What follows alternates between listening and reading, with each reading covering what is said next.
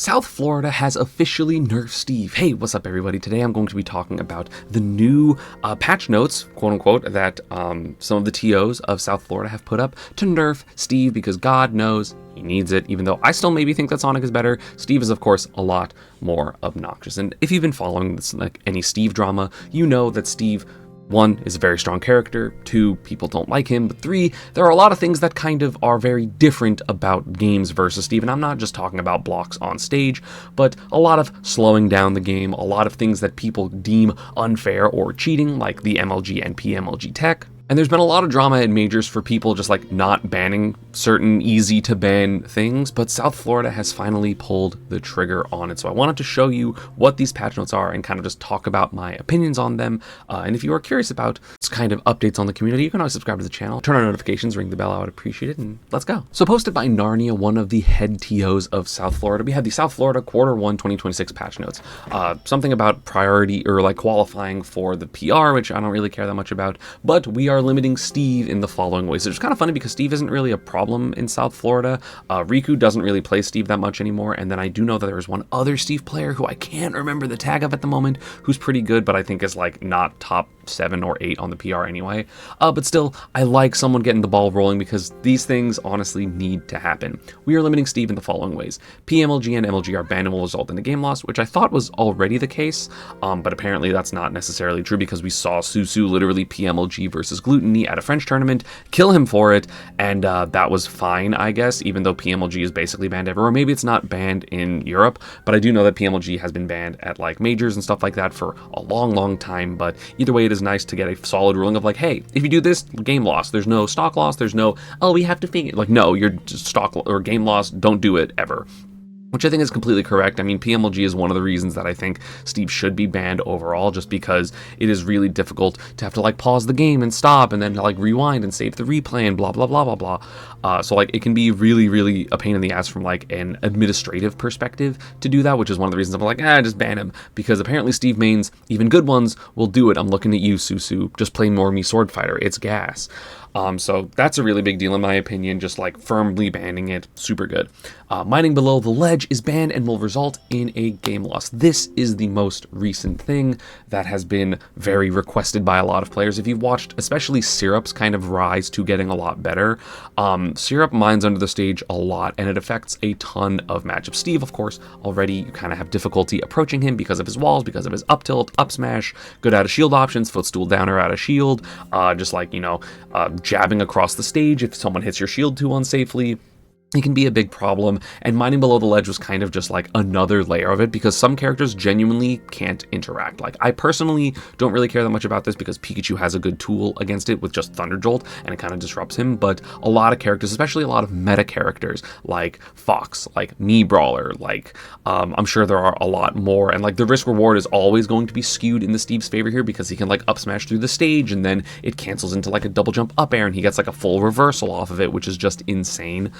And of course, he's not interacting. You kind of just let him sit there and he gets diamond, which is a huge problem, right? Like one of the biggest things you can do against Steve is like overwhelm him offensively, make him burn minecart and anvil in disadvantage. He doesn't have iron, then the next time you hit him, you're good. But if he can just recover, grab the ledge against characters that aren't really going to edgeguard him, because it's also really hard to edgeguard Steve even as edgeguarding characters, then he just drops off the ledge, puts blocks under the stage, and then mines, and then resets, and just does that until he gets the iron, the gold, the diamond, whatever resource he needs.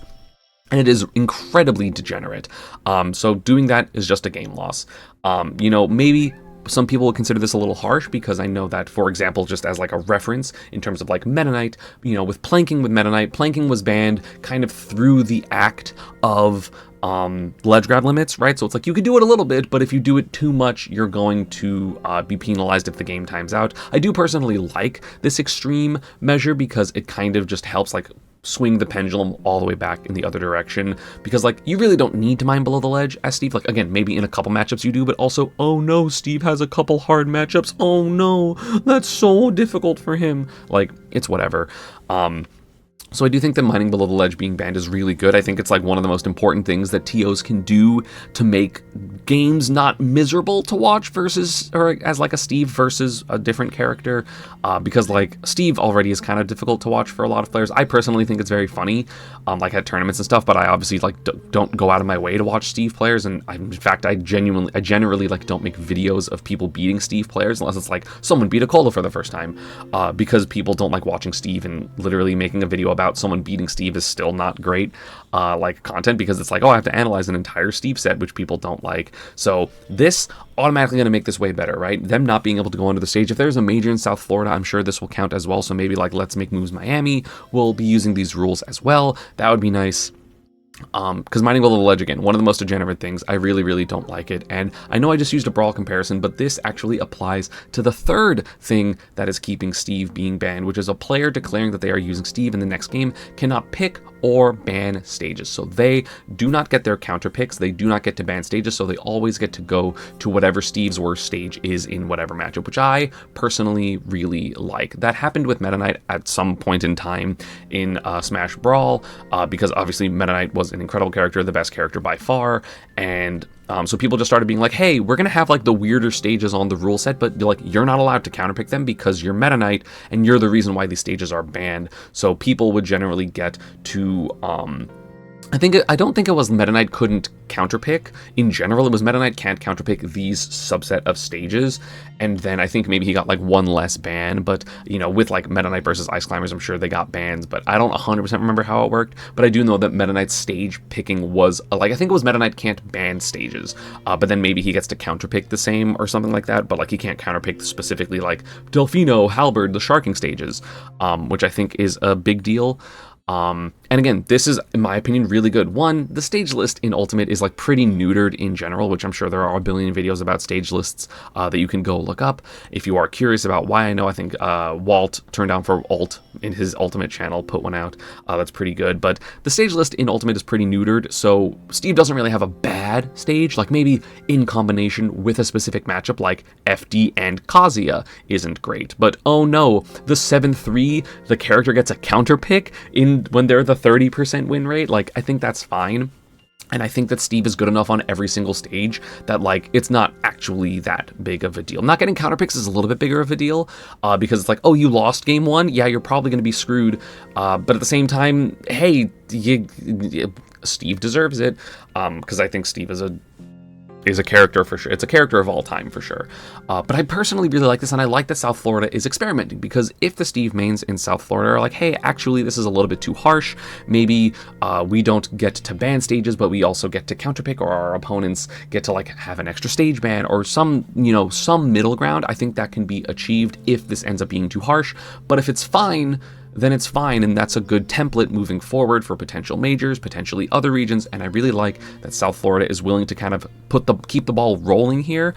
South Florida, of course, is the venue, or like, ROK, I forget what it stands for, but like that's the venue that the Luminosity Invitationals were at, so I'm sure that this would include those, even though I know Luminosity not really in Smash anymore because of whatever the hell happened, still don't really know. But I do like the fact that they are kind of trying to like nerf Steve a little bit. And South Florida doesn't really have a good Sonic, so maybe we'll see those in the future. But yeah, I mean, I'm very curious as to what your reactions of this are, because obviously Steve is a problem character, and I know that a lot of people don't like him. I know a lot of people have quit over him. So if you're one of those people, I'm very curious as to your opinion. Let me know down in the comments. But personally, I really like these. I think that it makes 100% sense to nerf him in some ways. Be it like, I don't think people being like, oh, well, we should have him with like the stock what I forget what it's called, like the bonuses that you can put like -1, +1 to like make characters stronger or weaker. I don't like that, because I think that like that messing with that is just like really weird, because like it messes with characters' combos, because like I think they have like more knockback or something like that. But obviously I think PMLG and MLG should be banned. I do think that mining below the ledge is completely degenerate and completely unnecessary for the character's strength, because he's already super strong. You don't need another thing that kind of just forces non-interaction for an indeterminate amount of time. Oh my god, just break the crafting table. Yes, that's true, but he's still going to get the gold and the diamond, even if slowly his other resources are depleting. That's not really the point. He's not trying to look for wood and stone. He's looking for gold, he's looking for diamond, he's looking for iron, which in my opinion, huge deal to kind of make that a little bit more difficult for him. And then I do like the stage clause, which is what I'm just going to call what it is. Also, something, that I like that they made sure they do is if both players are playing Steve, things are normal, so it doesn't get like this weird thing of just like, well, we can't ban or pick stages, what do we do? So Steve Ditto's completely fine. I mean, they're not completely fine. It's one of the worst matchups ever in Smash, period. As someone that likes a lot of jank Dittos, like Ice Climbers Dittos and Brawl, Steve Dittos are awful. It's so bad. But I think that them not being able to pick stages against other characters is really good, because it just creates like a more healthy dynamic of like a character having a little bit more control outside the game, because God knows they don't really have it inside the game against Steve. And yeah, that's going to be about it for this one. I hope you all enjoyed. As always, social media and partner stuff is down below, and I will see you all next time. Peace.